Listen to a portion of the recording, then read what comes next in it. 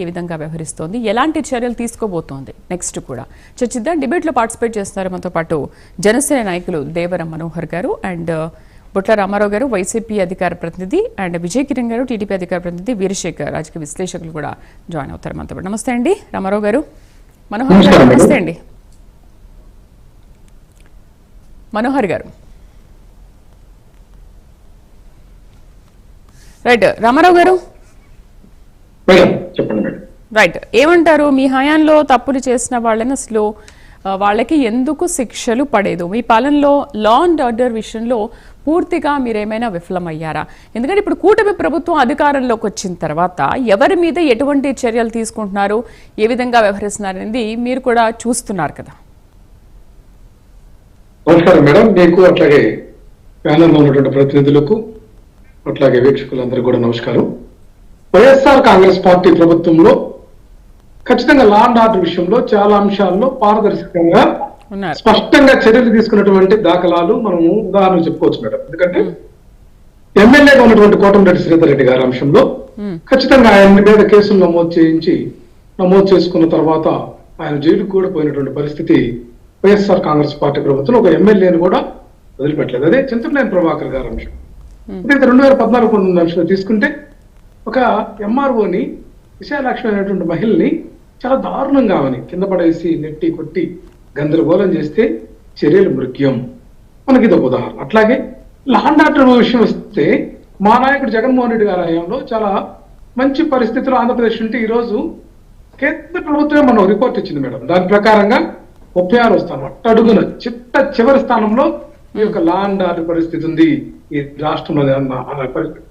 అట్లాగే లోకేష్ కూడా బీహార్ వెళ్ళి మన ఎన్నికల ప్రచారంలో చాలా మాయమాటలు చెప్పి వచ్చాడు కదా. అక్కడ కూడా ఎప్పుడు కూడా బీహార్ ఏదో జంగిల్ రాజు అని అదేని ఇదని అది దాన్ని చాలా హీనంగా మాట్లాడుతుంటారు. కానీ బీహార్లో ఈరోజు పోలీసు వ్యవస్థకు 15వ ర్యాంక్ ఇచ్చారు కేంద్ర ప్రభుత్వం. అంటే ఈ రాష్ట్రంలో శాంతి భద్రతల అంశంలో కానీ ఈ రాష్ట్ర ప్రభుత్వం ఏర్పాటైన తర్వాత ఈ రాష్ట్రంలో వీళ్ళ యొక్క దమనకాండ కక్షపూరితమైన చర్యలు ఏదైతే వైఎస్ఆర్ కాంగ్రెస్ పార్టీ సానుభూతి పరులతో పాటు వైఎస్ఆర్ కాంగ్రెస్ పార్టీ ప్రభుత్వ హయాంలో పనిచేసిన అధికారులు కూడా ఐఏఎస్ ఐపీఎస్ అధికారులు కూడా వదిలిపెట్టకుండా కక్షపూరితమైనటువంటి చర్యలకు ప్రేరేపించి చేస్తున్నటువంటి విధానం అందరం చూస్తా ఉన్నాం. అట్లాగే కేసుల అంశంలో స్కిల్ డెవలప్మెంట్ కానీ అట్లాగే ఏపీ ఫైబర్ నెట్ లాంటి కేసుల్లో ఆ రోజు ఉన్నటువంటి అధికారులందరినీ కూడా ఆ యొక్క కేసులు మూసివేసే దిశగా ఒత్తిడి చేస్తున్నటువంటి విధానం చూస్తాం.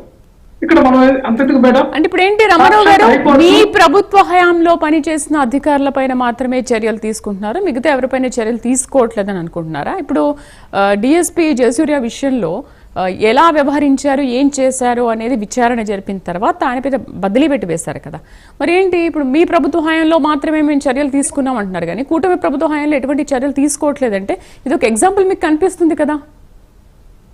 ఎన్ని రోజులైంది మేడం ఇక్కడ కూటమి ప్రభుత్వ హయాంలో చూస్తే బదిలీల అంశంలో కానీ పోలీస్ ఆఫీసర్లు కానీ రెవెన్యూ అధికారులు కానీ పోస్టింగ్లకి యథేచ్ఛగా ఎమ్మెల్యేలు మన దగ్గర డబ్బులు తీసుకున్నటువంటి పరిస్థితి ఉంది. ఇది కూడా అదే కదా మేడం వివాదం. డిఎస్పీ జయసూర్య అంశంలో రఘురామకృష్ణరాజు ఆయనకి మద్దతుగా ఉన్నటువంటి పరిస్థితి ఉంది. డిప్యూటీ సీఎం ఆయన్ని ఆక్షేపించినటువంటి పరిస్థితి ఉంది. ఇది 3 నెలల కాలంగా జరిగింది. ఈ రోజు రఘురామకృష్ణరాజు అనేటువంటి వ్యక్తి డిఫెన్స్ లో పడిపోయాడు. ఎందుకంటే ఆయన సంబంధించినటువంటి వేలాది కోట్ల రూపాయల ఎగవేత కేసులు సుప్రీంకోర్టులో విచారణ జరుగుతూ ఆయన యొక్క విధానం పట్ల ఆక్షేపణలు ఎదురవుతా ఉన్నాయి. సాక్షాత్ అందరికి తెలిసినటువంటి అంశమే. ఈ కేసులు ఈ రోజు కాదు, ఎప్పటి నుంచో ఉన్నాయి. అయినా ఆయన్ని డిప్యూటీ స్పీకర్ పదవిలో కూర్చోబెట్టినటువంటి కూటమి నాయకుల్ని మనం ఏమనుకోవాలో గమనించండి. ఒక డిఎస్పీ కాదు, ఇక్కడ చూస్తా ఉంటే మనము ఇక్కడ ప్రజాక్షేత్రంలో ఎన్నో అనర్థాలు అనమాట.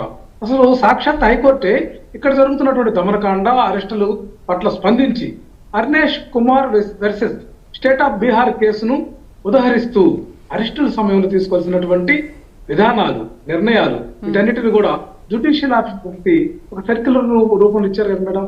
ఇది చాలు కదా. ఈ రాష్ట్రంలో జరుగుతున్నటువంటి అకృత్యాలు అగత్యాలు వీళ్ళ యొక్క విధానం పోలీసింగ్ విధానం ఎంత కూడా ఎక్కడైతే మంగళగిరి తెలుగుదేశం పార్టీ ఆఫీస్ నుంచి వచ్చేటటువంటి ఆదేశాలు యొక్క ఆజ్ఞలు వాటిని పాటించి యథేచ్ఛగా చూసాం మనం. చెవిరెడ్డి భాస్కర్ రెడ్డి గారి మీద పోక్సో కేసు పెట్టారు మేడం. ఎంత దారుణం ఇది. ఆయన ఒక పాపని పరామర్శించడానికి పోతే పోక్సో కేసు కట్టారు.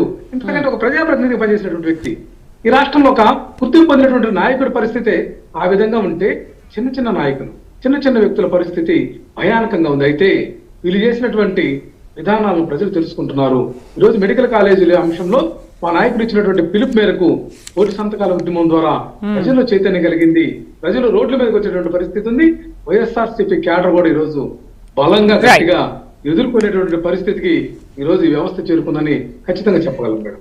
ఈ యొక్క విధానం ఇదే విధంగా కొనసాగితే ఈ కూటమి ప్రభుత్వం చేస్తున్నటువంటి దురాగతాలను ఎప్పటికప్పుడు ఎండగట్టడం, అట్లాగే కోర్టుల్లో న్యాయస్థానాల్లో ప్రశ్నించుతున్నందువల్ల కొంతవరకు అధికారులు కొంచెం వెనక్కి జంపుతున్నారు. కానీ లేకపోతే ఎంత నిర్భయంగా రాత్రికి రాత్రి వచ్చి మా యొక్క నాయకులందరి మీద కూడా కక్షపూరితమైన చర్యలు వరుసగా సీరియల్ లాగా మిథున్ రెడ్డి గారి దగ్గర నుంచి చూసాం మనం అందరూ కూడా, చెవిరెడ్డి భాస్కర్ రెడ్డి గారి మీద ఇట్లా ప్రతి ఒక్క నాయకుడిని కూడా జైలుకు పంపించినటువంటి కార్యక్రమం నందిగం సురేష్ కానీ అనవసరంగా ఏదైతే వాళ్ళ ఇంటి మీదకి వెళ్ళి పడ్డారు నందిగం సురేష్ గారి మీద, మళ్ళీ తిరుగు సాయం మీదనే పెట్టి ఆయన జైలుకు పంపించినటువంటి దురాగతాలు ఉన్నాయి కదా.